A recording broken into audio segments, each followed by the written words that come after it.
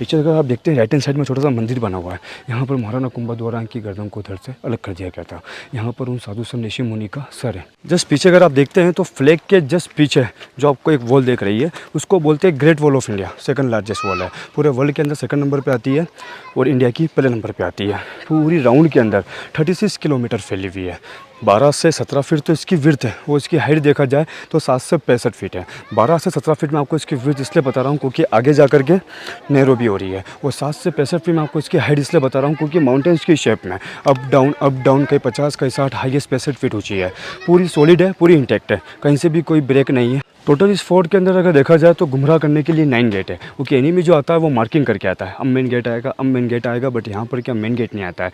जो इस फोर्ट का फर्स्ट गेट आता है जहाँ से आपने टिकट लिया था, वहाँ से 5 किलोमीटर अपोजिट साइड अरेट गांव के नाम से अरेट पॉल जो बना है मेवाड़ और मारवाड़ के व्यू पॉइंट पे, like watch tower. Second number जो आपने इसका गेट नोटिस किया होगा, बाय टैक्सी बाय कार एक अचानक सा टर्न आता है, आगे गाड़ियाँ नहीं दिखाई देती, वो है हल्ला पॉल। थर्ड नंबर जो आपने इसका गेट नोटिस किया है, बाहर हनुमान जी की तस्वीर लगी है, वो है हनुमान पॉल। सामने जो आप देख रहे हैं रोड जा रहा है, काम चल रहा है, उस गेट का सर नाम है विजय पॉल। और जहाँ पर आप लोगों ने टिकट चेक कराया था वहाँ पर उस गेट का नाम है राम पॉल।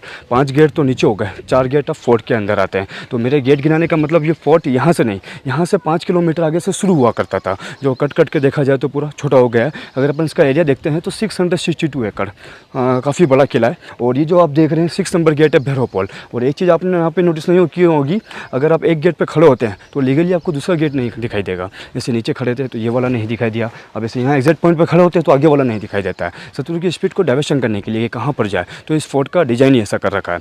ये वाला 6 नंबर गेट है भैरव पॉल। भैरव एक साधु संत है, ऋषि मुनि, होली पर्सन, जिन्होंने इस फोर्ट के अंदर अपना सेक्रीफाइस किया था, सेल्फ।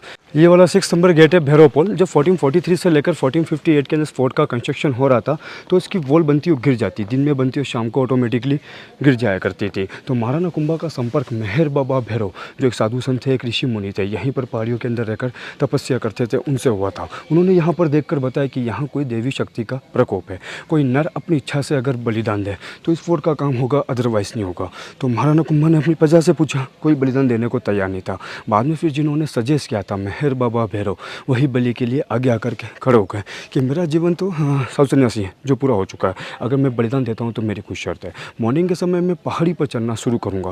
जैसा कि आप देख रहे हैं ये पूरा फोर्ट पहाड़ियों को काट करके बनाया गया है। जहाँ पर मैं पहली बार रुकूंगा वहाँ पर फोर्ट का मेन गेट, जो उन्हीं के नाम से इस गेट का नाम भैरव फोर्ट रखा गया है। सेकंड बार मैं जहाँ पर रुकूंगा वहाँ पर मेरी गर्दन को उधर से अलग कर देना।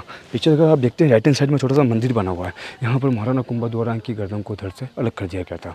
यहाँ पर उन साधु संत ऋषि मुनि का सर है, ओनली हेड। मेरी गर्दन कटने के बावजूद भी मेरा धड़ जिंदा रहेगा, देवी पावर। और चेस्ट में से कहा जाता है वो घोड़े पर थे, वो घोड़े की लगाम खिंची हुई थी।